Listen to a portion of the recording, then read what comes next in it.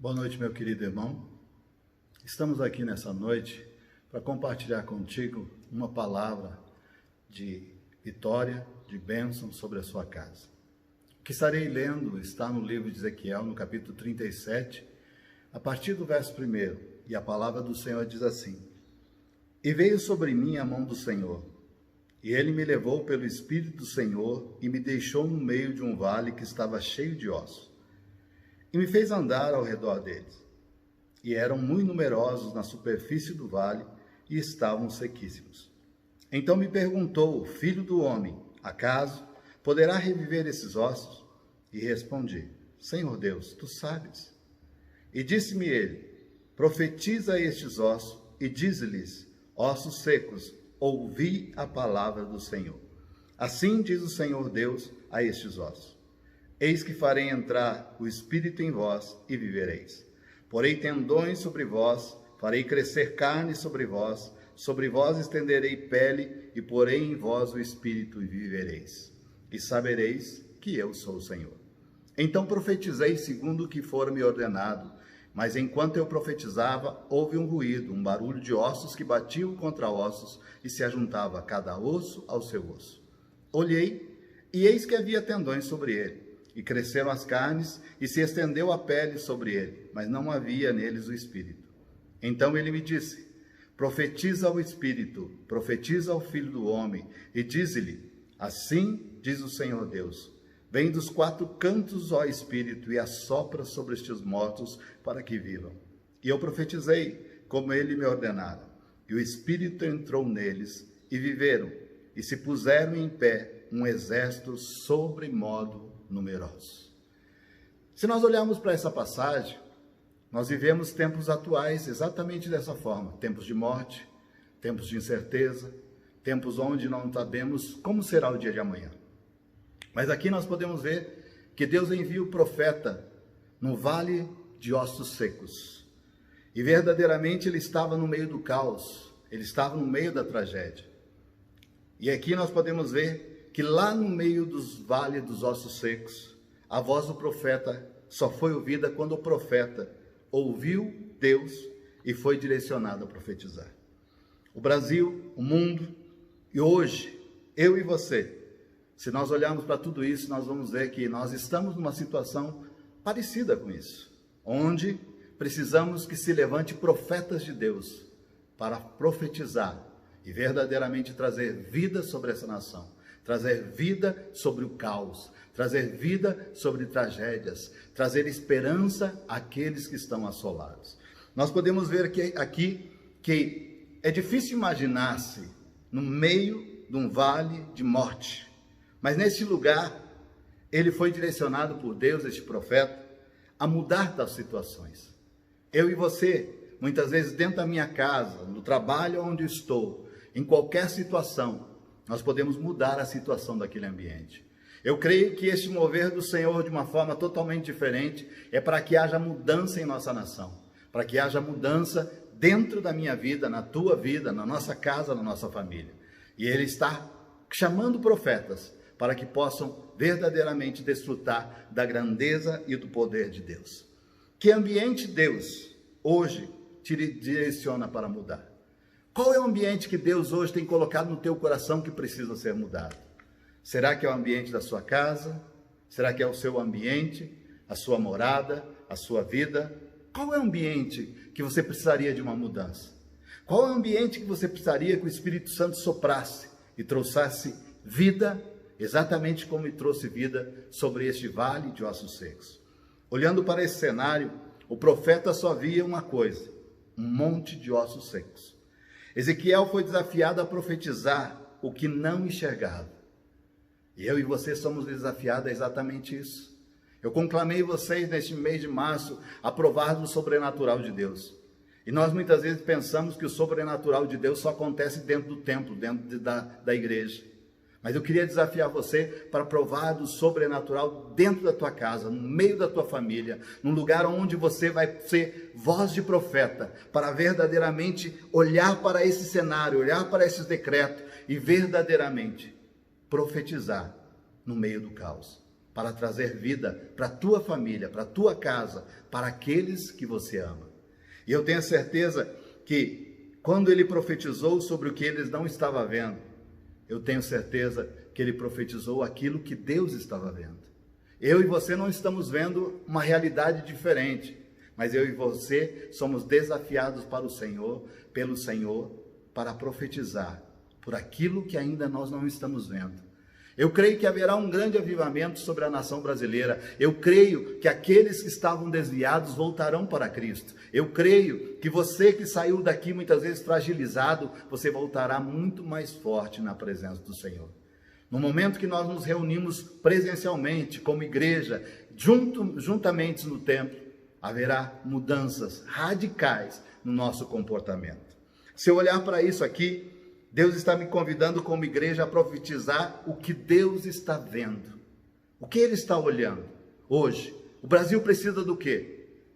A minha casa precisa do quê? A minha vida, a minha morada eterna precisa do quê? Algo Deus quer profetizar daquilo que eu não estou enxergando, daquilo que precisa ser mudado, daquilo que precisa ser transformado. Eu vejo uma igreja fechando, mas Deus vê uma igreja crescendo dentro das casas, provando do sobrenatural de Deus e principalmente da provisão de Deus dentro da sua casa. Sua casa será chamada casa de bênção, sua casa será chamada casa de oração, sua casa será chamada casa de vitória. Por isso que Deus tem chamado neste tempo profetas que profetizem, que verdadeiramente clamem para que Deus venha trazer uma mudança radical sobre a igreja de Cristo. A igreja de Cristo sou eu e você. Nós podemos estar de portas fechadas, mas nós continuamos a ser igreja dentro da nossa casa. Quando Deus ordena ao profeta no verso 9, profetiza ao Espírito, profetiza ao Filho do Homem. Deus está dizendo, o reino de Deus não vem quando estamos de boca fechada. Só vem quando usamos a nossa voz.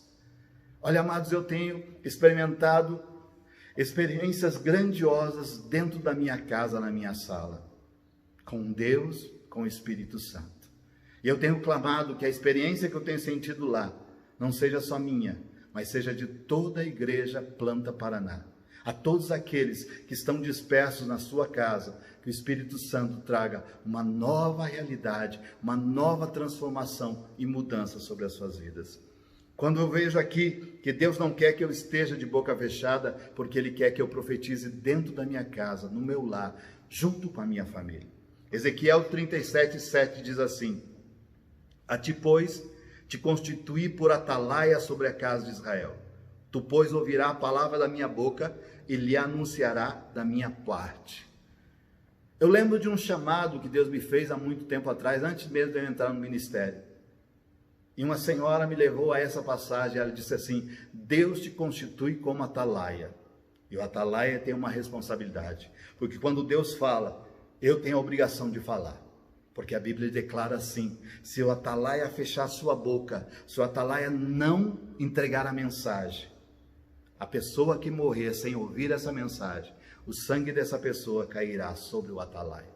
Mas quando Deus fala assim, que o atalaia ouve a voz de Deus, quando o atalaia ouve a mensagem de Deus, e ele leva essa mensagem para a sua família, ele leva a sua mensagem para os seus amigos, ele leva a sua mensagem para os seus familiares. A Bíblia declara que se essa mulher, esse homem, esse jovem, essa criança morrer, o sangue deste justo não será cobrado do atalaia. Eu queria perguntar para você, Deus pode contar com você como atalaia da igreja Planta Paraná, para este bairro, para essa cidade, para esse tempo? Desperta, amado, desperta para um novo avivamento.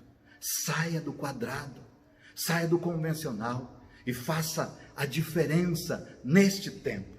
Que a igreja se levante como voz profética no meio do caos. Sua casa será uma sentinela de verdade, uma sentinela que olha verdadeiramente para a grandeza de Deus, olha para tudo que Deus tem para a sua vida, olha para as bênçãos que quer Deus derramar sobre você. Que os seus olhos não vejam o caos, mas que os seus olhos vejam os olhos de Deus, sobre a sua casa, sobre a sua vida. Que a igreja se levante como um grande exército. Amados, esse é o meu desejo nessa noite. Noite de quinta-feira, noite que nós devemos estar reunidos aqui, participando de mais um culto, como família reunida para buscar a face do Senhor, para receber tantas bênçãos diante deste altar. Mas nós estamos dentro da nossa casa, certos que a mesma vitória, que o mesmo toque, que a mesma presença estará conosco. Eu queria te convidar que você medite sobre o que eu preguei nessa noite, que você medite sobre ser um profeta de Deus para esse tempo, para dentro da tua casa, junto com os seus. Ou se você estiver sozinho, se coloque na brecha pela sua família.